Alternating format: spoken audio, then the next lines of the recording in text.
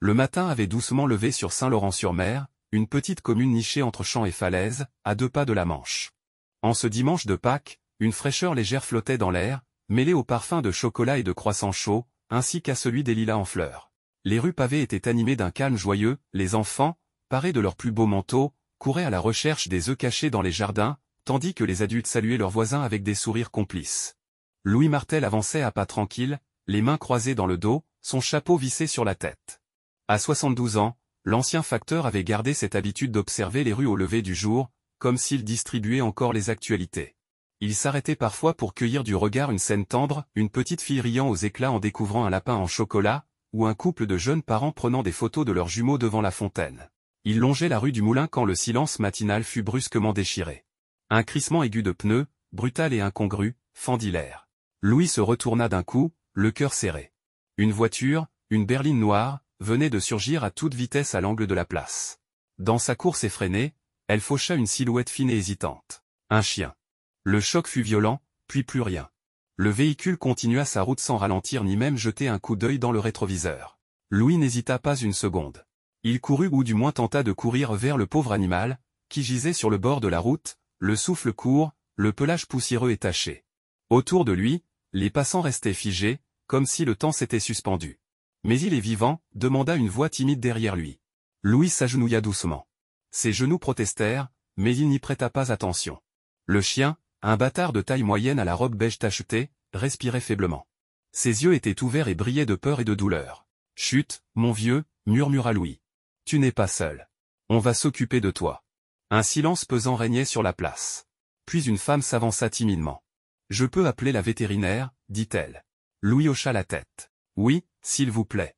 C'est la clinique de la docteure Bernard, juste à la sortie du village. » Il passa doucement ses bras sous le corps de l'animal. Le chien gémit, mais ne se débattit pas. Louis sentit ses côtes sous sa peau fine et son cœur battre contre le sien. Il le porta avec précaution jusqu'à un banc pendant que la dame passait la pelle. Quelques minutes plus tard, une petite voiture grise s'arrêta en trombe. La docteure Sylvie Bernard, jeune vétérinaire énergique, en descendit immédiatement.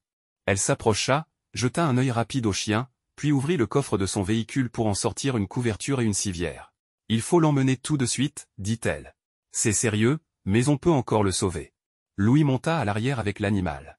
Pendant tout le trajet jusqu'à la clinique, il caressa doucement sa tête. « On va t'appeler Nougat, d'accord ? C'est Pâques, après tout. Et puis tu as l'air doux, malgré ce qui vient de t'arriver. » Le chien ferma un instant les yeux, approuvant ainsi de son regard. À la clinique, Sylvie s'affaira avec calme et efficacité. Louis resta en salle d'attente, les mains tremblantes, le regard dans le vide.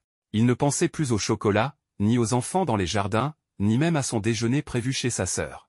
Son cœur était auprès de ce chien, miraculé du dimanche matin. 1 heure plus tard, la vétérinaire revint. Il est en vie. Il souffre d'une fracture de la patte avant gauche, ainsi que de quelques contusions, mais il n'a pas de blessures internes majeures. Il a eu de la chance. Louis bretted a sigh of relief. Et didn't know why this event had affected him so much. Perhaps it was because he spent so much time alone since his wife's death. Maybe because he had often walked without anyone really seeing him. Or maybe he was trying to repair a part of himself by saving this dog. He will need care, rest, and a little love, Sylvie added. Louis smiled softly. He can give him that. La clinique vétérinaire de Saint-Laurent-sur-Mer, bien qu'assez modeste, dégageait une chaleur rassurante. Les murs clairs, les plantes suspendues et l'odeur apaisante du bois ciré contrastaient avec les tensions du matin. Dans une pièce calme à l'arrière, le chien reposait, une perfusion accrochée au-dessus de lui, le museau posé contre un coussin. Louis n'avait pas quitté les lieux. Il s'était assis dans un coin, sans dire grand-chose, les mains croisées sur ses genoux, observant les mouvements du personnel soignant. Quand Sylvie revint le voir, elle lui tendit un gobelet de café tiède. « Tenez, ça vous fera du bien. »« Merci. Vous pensez qu'il s'en sortira ?» Elle s'assit en face de lui, un peu fatiguée mais confiante. Il est solide. Beaucoup auraient succombé à un tel choc, surtout dans cet état. Il est maigre, vous avez vu? Il a dû errer longtemps. Louis hocha la tête. Il repensait à tous ces jours où il l'avait peut-être croisé sans y prêter attention. Ce chien avait peut-être passé devant chez lui ou avait dormi derrière une haie du jardin public. Et aujourd'hui, leurs chemins s'étaient brusquement croisés, mais presque inévitablement. J'ai pensé à l'appeler Nougat, souffla-t-il. Sylvie sourit. Un nom sucré pour un jour doux amer. C'est parfait. Les heures passèrent lentement.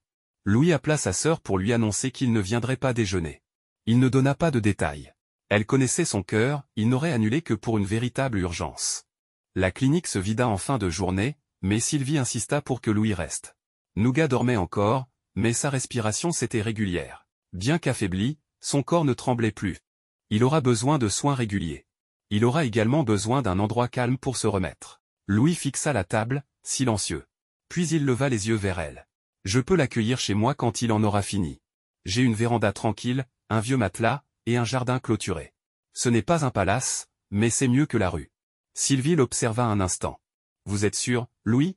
Ce n'est pas rien, surtout à votre âge. » Il haussa les épaules, affichant un petit sourire. « J'ai toujours eu des chiens, vous savez. Mais depuis que Médor est parti, la maison est bien vide.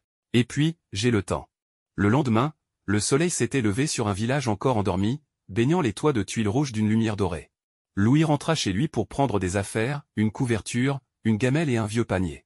Il nettoya un coin de sa véranda, ouvrit les fenêtres, puis plaça tout avec soin. Dans l'après-midi, il retourna à la clinique. Nougat ouvrit doucement les yeux à son arrivée, comme s'il l'avait reconnu. Louis s'agenouilla et posa sa main contre le flanc de l'animal. « Salut, mon gars. Tu t'es bien battu. » Il sentit une petite pression contre ses doigts. Le chien bougea faiblement la queue. « C'est décidé, » murmura Sylvie derrière lui. « Il viendra chez vous d'ici 3 jours. Il faudra juste vérifier qu'il peut se déplacer sans danger. » Louis acquiesça. Sur le chemin du retour, il s'arrêta à l'épicerie du village. Il acheta un paquet de croquettes haut de gamme, une laisse et un petit jouet en forme d'os. « C'est pour un nouveau compagnon ?» demanda la caissière en souriant. « Oui, il s'appelle Nougat. » Elle rit doucement. « C'est mignon. Vous avez bien choisi. » Le soir venu, Louis s'installa dans son fauteuil près de la cheminée, le cœur plus léger. Il regarda la laisse accrochée à la poignée de la porte, puis la couverture pliée sur le fauteuil d'en face. Il n'était pas seul, pas vraiment. Quelque chose de nouveau était en train de naître. Le lundi matin, sa petite fille Léa lui téléphona. Il hésita, mais finit par tout lui raconter, l'accident, la voiture noire, le chien. Elle écouta sans l'interrompre, puis demanda. « Et tu ne sais pas qui conduisait ? » « Non. Je n'ai pas vu la plaque, juste la silhouette d'une berline noire. Elle était assez grosse. Il a peut-être une Audi, ou quelque chose du genre. On va trouver. On ne peut pas laisser ça comme ça, papy. Ce chien a bien failli mourir. » Louis soupira doucement. « Je sais.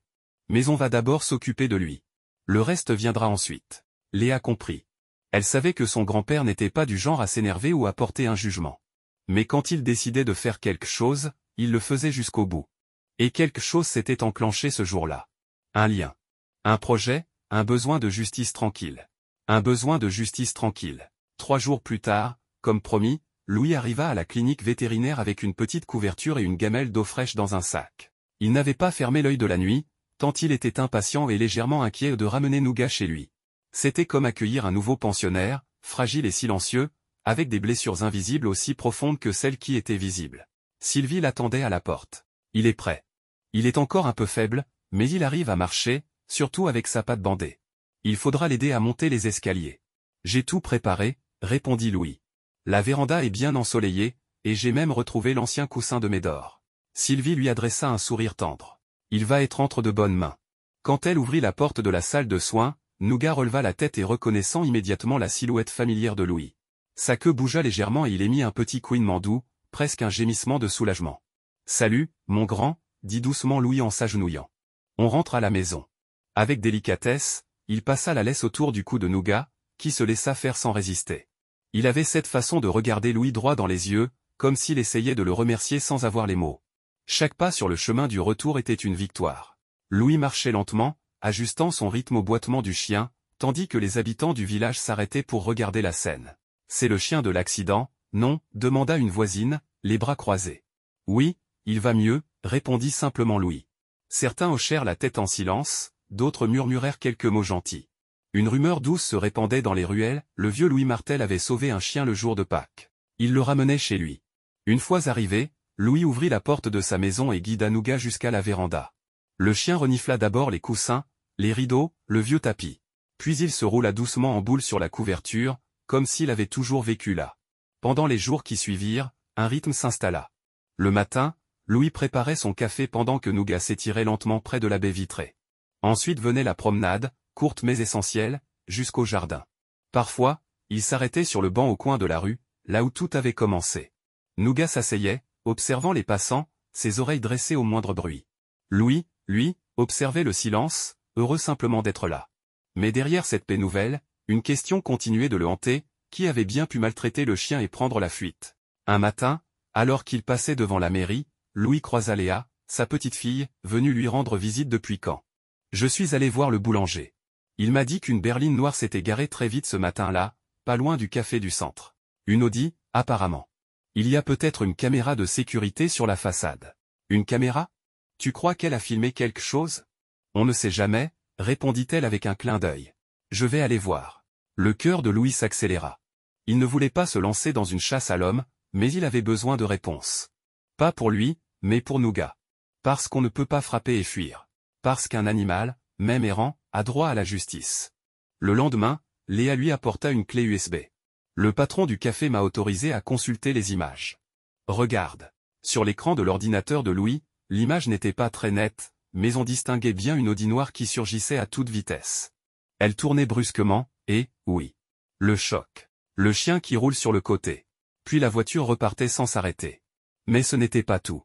Une fraction de seconde plus tard, juste avant de disparaître, on distinguait quelque chose d'essentiel, la plaque d'immatriculation. Tu la vois? Demanda Léa. Louis cligna des yeux. Oui. Je la vois aussi. Ils notèrent les chiffres et les lettres. C'était une piste. Et dans un village comme Saint-Laurent, où tout le monde connaît tout le monde, ce ne serait pas resté longtemps un mystère.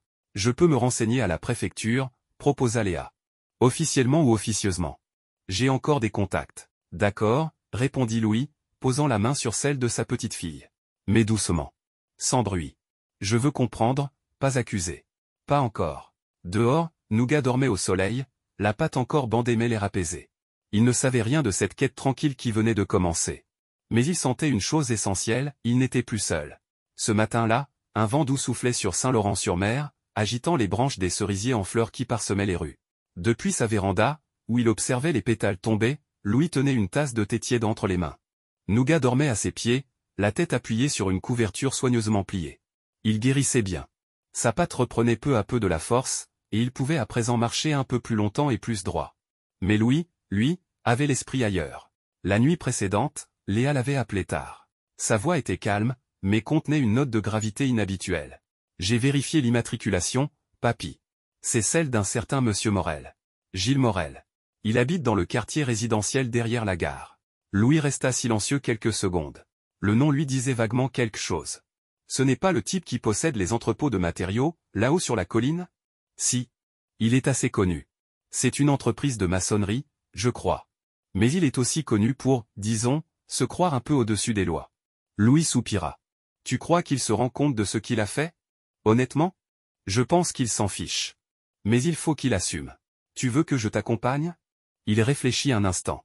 Puis il hocha la tête, même si Léa ne pouvait pas le voir. Oui, on ira demain. Ensemble. Le lendemain matin, Louis s'habilla avec soin. Un pantalon en velours gris, une chemise blanche bien repassée, et sa vieille veste en tweed. Il voulait paraître digne, pas menaçant. Il ne s'agissait pas de se battre, mais de parler. De poser des mots simples là où quelqu'un avait préféré se taire. Nougat resta à la maison, car il était encore trop fatigué pour partir. Louis lui donna un biscuit avant de sortir et caressa doucement sa tête. Je reviens bientôt, mon grand. Je reviens bientôt, mon grand. Léa l'attendait devant la boulangerie, moteur allumé. Le trajet fut court et silencieux. Le quartier derrière la gare était plus récent et plus moderne. Des maisons aux volets électriques, des pelouses impeccables, des SUV noirs garés devant les garages. C'est ici, dit Léa en désignant une grande villa blanche avec portail automatique et caméra de surveillance. Louis descendit sans dire un mot. Il traversa l'allée, appuya sur l'interphone. Oui, fit une voix sèche. Bonjour, je m'appelle Louis Martel. J'aimerais vous parler d'un accident qui a eu lieu dimanche matin, rue des Mimosas. Un silence se fit. Puis un grésillement. Je ne vois pas de quoi vous voulez parler. Cela concerne un chien. Un chien que vous avez heurté. Puis un long moment passa. Puis le portail s'ouvrit lentement. Louis entra, l'air tranquille. Un homme d'une cinquantaine d'années, bras croisés, l'attendait sur le perron. Il portait une chemise froissée et regardait Louis d'un air méfiant. C'est encore une de ces histoires de bestioles errantes, grognatait-il. Il y en a partout, ce n'est pas ma faute. Ce n'est pas une histoire de bestioles. C'est une histoire de responsabilité, monsieur Morel. Ce matin-là, vous avez heurté un chien. Vous ne vous êtes pas arrêté. Il aurait pu mourir. Il était seul et blessé. Je suis arrivé après les faits. Et depuis, je m'en occupe. L'homme leva les yeux au ciel. Et alors? Que voulez-vous? Que je vous rembourse une boîte de croquettes? Je ne veux pas d'argent. Je veux que vous sachiez. Que vous assumiez. Qu'un animal n'est pas une tâche qu'on efface du pare-brise. C'est un être vivant. Et ce que vous avez fait, c'est fuir. Comme si de rien n'était. Morel se mordit la lèvre. Visiblement, il ne s'attendait pas à une réponse aussi calme et aussi directe. J'avais un rendez-vous important. J'ai cru qu'il s'agissait juste d'un renard. Ou un sac. Je n'ai pas bien vu. Louis le regarda dans les yeux. Peut-être. Mais vous auriez pu vous arrêter. Juste pour vérifier. Juste pour faire preuve d'un peu d'humanité. Le silence s'installa. Finalement, Morel baissa les yeux, semblant mal à l'aise. Il frotta son front, affichant une mine mal à l'aise. Il va bien, le chien? Il s'appelle Nougat. C'est grâce à Sylvie, la vétérinaire, qu'il s'appelle Nougat et qu'il m'appartient un peu aussi. Et un peu à moi aussi. Écoutez, je suis désolé, vraiment. Je n'ai pas voulu fuir. Mais je ne savais pas quoi faire. Maintenant, vous savez. Vous pourriez peut-être venir le voir. Ou aider la clinique. Pas pour moi, mais pour lui. Pour lui. Morel hocha lentement la tête. Son air dur s'était fendu. Il ne paraissait plus invincible. Il n'était plus qu'humain. Louis tourna les talons et retourna à la voiture, où Léa l'attendait. Elle l'observa avec fierté. Alors? Je crois que j'ai planté une graine. Elle lui sourit. Et Nougat? Louis ferma les yeux un instant, savourant le vent sur son visage. Nougat va bien. Et demain, nous retournerons nous promener, comme avant. Mais cette fois, la tête haute. Parce qu'on ne l'a pas oublié. Les jours s'étiraient doucement sur Saint-Laurent-sur-Mer, enveloppant la petite ville d'une lumière tendre de printemps. Les lilas commençaient à fleurir, embaumant les ruelles d'un parfum discret, presque timide, annonciateur du renouveau. Dans la maison de Louis, la routine s'était installée. Chaque matin, Nougat bondissait ou du moins tentait de le faire dès qu'il entendait les pas feutrés de son maître dans la cuisine. Il boitait encore un peu, mais sa joie était sans limite. Louis, lui, se surprenait à sourire plus souvent. Il parlait à Nougat comme à un vieil ami de retour d'un long voyage, partageant avec lui des souvenirs, des réflexions, et parfois même des chansons à mi-voix pendant qu'il jardinait. Mais ce matin-là, quelque chose de nouveau se produisit. Alors qu'ils s'apprêtaient à sortir pour leur promenade quotidienne, Louis aperçut une voiture noire garée devant chez lui. C'était la même Audi que sur les images de la caméra. « Tu crois que c'est lui » murmura-t-il à Nougat. Le chien aboya doucement, comme pour lui répondre. La portière s'ouvrit et Gilles Morel descendit, mal à l'aise, tenant un grand sac en toile. Il s'approcha lentement, les yeux fixés au sol. « Bonjour » dit-il enfin, la voix plus basse que d'habitude. Louis hocha la tête, ni froid ni chaleureux. Il restait prudent, mais aussi curieux. « Bonjour. Je suis passé à la clinique, reprit Morel. J'ai laissé un don. J'ai aussi apporté ça pour Nougat, quelques friandises, une couverture chauffante, et des jouets. Je ne sais pas s'il aime ça, mais c'est le minimum. » Louis resta silencieux quelques secondes, puis il ouvrit la porte du jardin. « Entrez. Il est là, au soleil. Venez lui dire bonjour. » Morel hésita, puis s'avança timidement. Lorsqu'il vit Nougat couché sur l'herbe, il s'arrêta net. Le chien leva la tête, affichant une certaine méfiance. Puis, étonnamment, il s'approcha. Lentement, prudemment, il renifla la main tendue de l'homme qu'il avait autrefois blessé. « Tu te souviens de moi » demanda Morel à mi-voix. Nougat inclina la tête. Puis, sans un bruit, il s'assit à ses pieds. Louis, témoin de la scène, sentit un nœud se desserrer en lui. « Vous pouvez rester un moment, dit-il. Si vous voulez. » Morel s'installa sur le banc en bois et regarda le jardin en silence. « Vous savez, je ne suis pas quelqu'un de mauvais. Mais je suis pressé. Toujours en retard, toujours sur la route. Je ne prends jamais le temps. Et ce jour-là, j'ai cru qu'il n'était qu'un obstacle. Un simple détail. On oublie parfois que les détails sont des vies, répondit doucement Louis. Un long silence s'ensuivit. Puis Morel reprit. Quand je suis rentré ce soir-là, j'ai vu de la boue sur le pare-choc. Je n'en ai rien dit à ma femme. Ni à mes enfants. Mais j'y ai pensé toute la nuit. Et puis, quand vous êtes venu, j'ai compris. Louis hocha la tête. C'est bien que vous soyez revenu.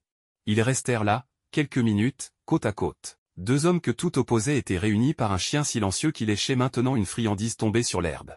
Avant de partir, Morel se tourna vers Louis. Est-ce que je pourrais revenir? Peut-être une autre fois. Pour une promenade. Louis réfléchit, puis répondit sans détour. Nougat choisira. S'il vous accepte encore, c'est qu'il a pardonné.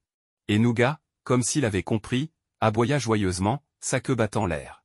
La semaine suivante, une petite surprise attendait Louis sur la place du village. En se rendant à l'épicerie, il remarqua une affiche sur le panneau municipal. Nouveau, journée de sensibilisation à la protection des animaux errants. Organisée par la mairie et la clinique vétérinaire de Saint-Laurent. Avec la participation spéciale de Nougat, le chien de Pâques. En dessous, on pouvait voir un petit dessin représentant un chien blanc à la patte bandée, assis dignement à côté d'un panier de chocolat. Louis n'en revenait pas. C'est Sylvie qui a proposé l'idée, déclara Léa, apparue à ses côtés. Et qui a financé l'impression des affiches? Louis haussa un sourcil. Gilles Morel? Elle acquiesça. Il essaie, papy. Il essaie vraiment.